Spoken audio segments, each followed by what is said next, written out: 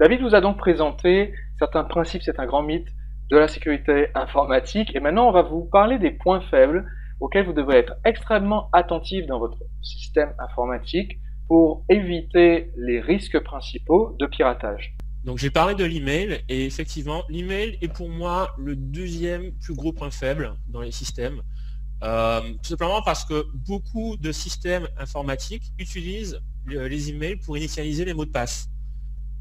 Que ce soit pour votre hébergement, que ce soit pour vos noms de domaine, ou même dans votre vie privée, pour vos billets de train, tout ce qui concerne les achats. On se sert assez souvent de l'email pour retrouver l'accès à un service. Et les pirates, s'ils ont accès à votre boîte email, ont, en gros, accès à tous les services pour lesquels vous avez déclaré cette adresse. Donc, il faut faire extrêmement attention à comment votre adresse email est sécurisée, donc au niveau des mots de passe, comment est-ce qu'on y accède, notamment dans le point numéro 2, je parle de ceux d'entre vous qui ont un compte Gmail entreprise. Depuis quelques années déjà, Gmail propose d'avoir une authentification forte sur les emails et de consolider ainsi l'accès à la boîte Gmail en question. D'autant plus que si vous avez donc le compte d'entreprise, la boîte administrateur de Gmail a la main sur toutes les autres boîtes de tous les employés de la société. Donc en gros, vous perdrez non seulement votre email à vous en tant qu'administrateur, mais aussi toutes les informations liées à tous les emails de votre société, donc vos clients, vos prospects, vos fournisseurs, et toute la vie de la société qui peut être mise en péril si elle est basée sur les emails, comme 99,9% des sociétés dans le monde. Alors David, il y a une question qui va sans doute se poser pour beaucoup de personnes qui suivent cette formation. C'est d'un côté, est-ce que tu recommandes davantage de se fier à la boîte mail fournie par son hébergeur ou son fournisseur internet, ou alors à une boîte, puisqu'il y a en gros trois grandes options si tu veux quand on démarre, c'est soit je prends la boîte mail qu'on me donne quand je démarre, par exemple Orange me donne une boîte mail, OVH me donne une boîte mail quand j'achète mon nom de domaine aussi. Est-ce que je prends cette boîte-là, ou est-ce que je crée une boîte sur un site comme Gmail, Hotmail, Yahoo, qui sont dédiés à ce type de service, ou encore est-ce que je fais ma propre adresse mail sur mon nom de domaine, sébastien@monnomdedomaine.com. Est-ce que tu as une recommandation là-dessus, ou bien est-ce que c'est pas là qu'est le problème de sécurité? Alors pour mes gros clients, ceux du CAC 40, eux, ils ont déjà tous les systèmes en place en interne pour gérer leur mail. Donc ils ne sont pas du tout concernés par ce point-là. Ils y prêtent une attention extrêmement importante. Par contre, pour ceux qui commencent, je recommanderais d'utiliser Gmail pour plusieurs raisons. Gmail d'abord est un service qui est supporté par Google, qui prend la sécurité très au sérieux. En plus, vous avez accès, je crois, à la plus grosse capacité de stockage qui existe. Donc c'est aussi un problème ça évitera la saturation de votre boîte un peu trop rapidement. Et enfin, comme je l'ai dit un petit peu avant, l'authentification forte est présente chez Gmail. Ça se présente comment? Au moment où vous créez votre boîte, ou même un peu plus tard dans l'administration de la boîte, vous téléchargez un programme qui s'appelle Google Authenticator qui s'exécute sur votre téléphone, donc un iPhone ou un Android. Et en fait, cette petite application va générer un mot de passe unique qui va être mis à jour toutes les minutes. C'est généralement une suite de chiffres. Donc quand vous voudrez vous connecter à votre boîte, vous devrez mettre votre nom d'utilisateur, donc votre adresse email, ensuite votre mot de passe normal, et juste après, Gmail va vous demander ce mot de passe unique qui est généré par votre téléphone.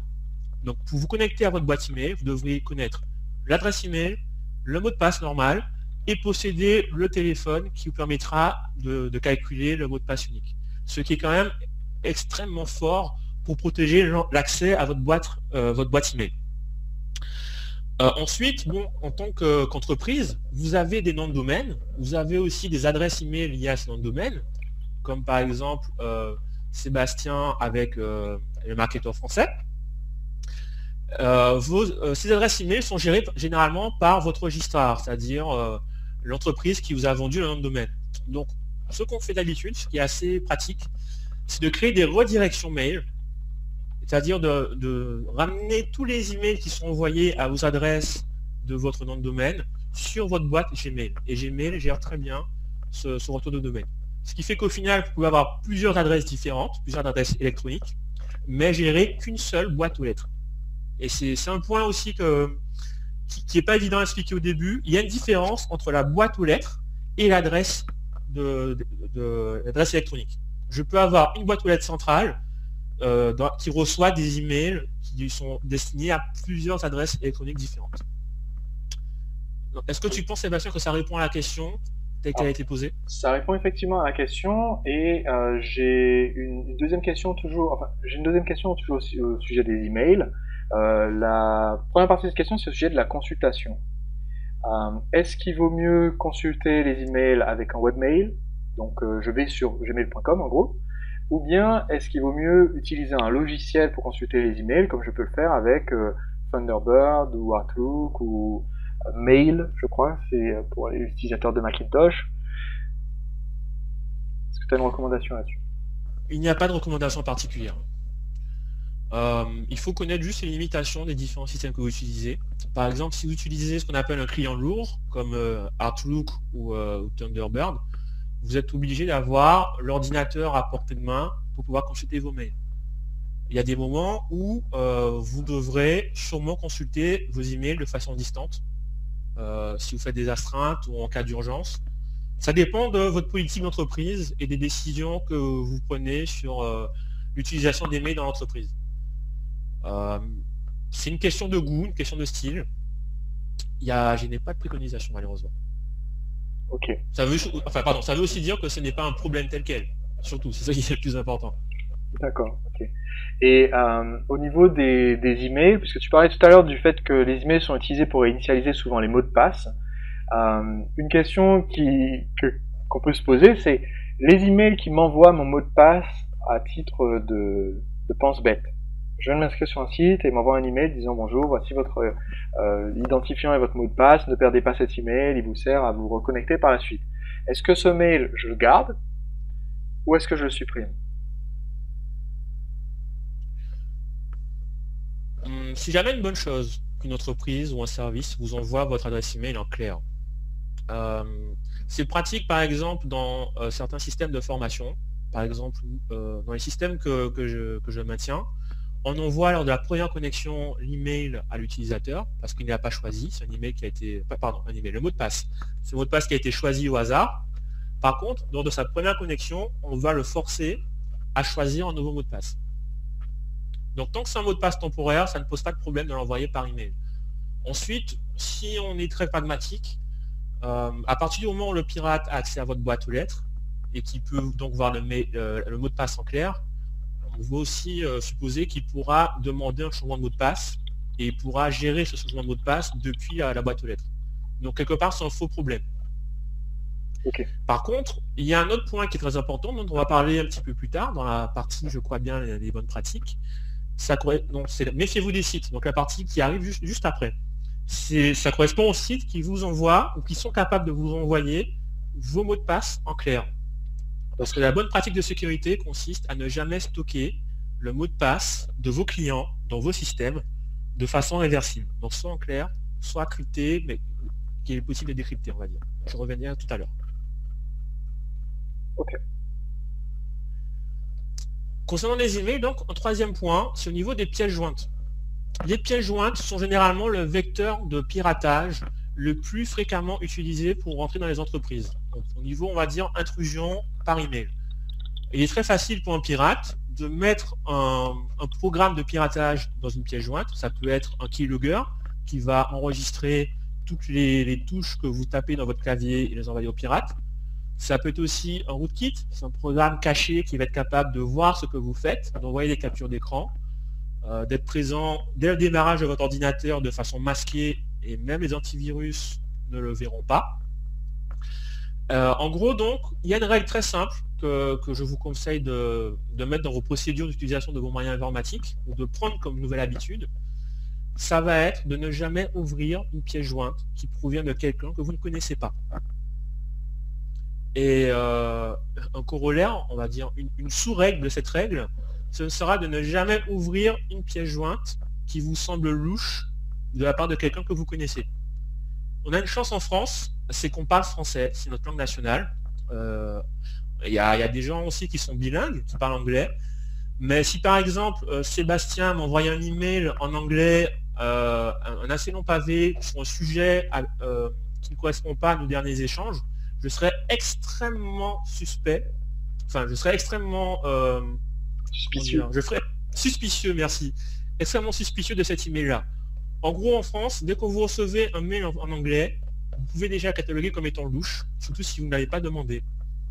Et je me souviens toujours de ma mère qui a découvert Internet dernièrement et qui reçoit un email de PayPal et qui m'appelle en panique en me disant pourquoi PayPal veut qu'elle change son mot de passe alors qu'elle n'a pas de compte PayPal. Ouais. C'est un peu ça. Donc, les pièces jointes doivent vraiment faire partie des choses dangereuses que vous devrez éviter de manipuler de la part des gens que vous ne connaissez pas.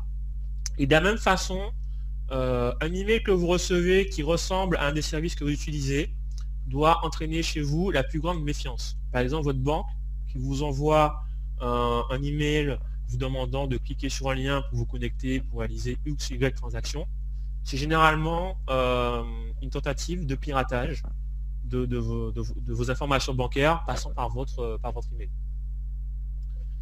Voilà. Donc, Je pense qu'on peut résumer en disant qu'une bonne pratique dans ce cas-là, si vous recevez un email de PayPal, de votre banque, de Clickbank, d'un quelconque prestataire qui vous redemande votre mot de passe, un changement de mot de passe ou un changement d'information bancaire, l'idée c'est que vous ne cliquez sur aucun lien dans le mail, vous allez vous-même sur le site du prestataire, dans votre navigateur, vous tapez l'adresse que vous avez l'habitude de taper et vous allez voir en vous connectant si le message était légitime, ça sera directement affiché soit sur la page d'accueil, soit sur votre compte.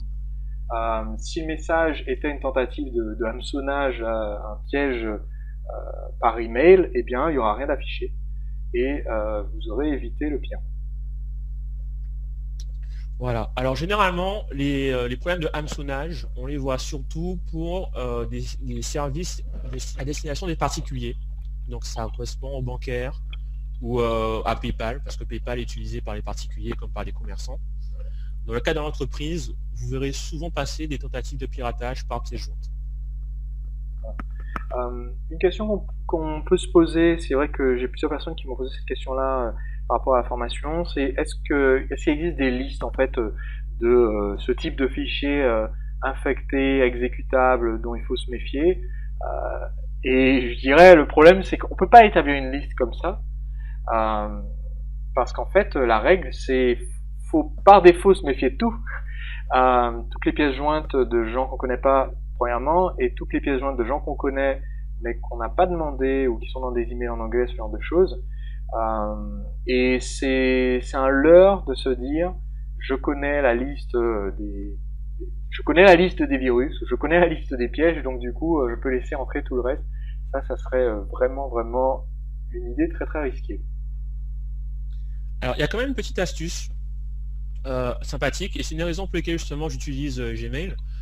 C'est que Gmail permet de charger directement dans Gmail lui-même des pièces jointes, notamment comment on appelle ça, tout ce qui est documents, doc, Excel, donc des documents Office, on peut les prévisualiser en web dans Gmail.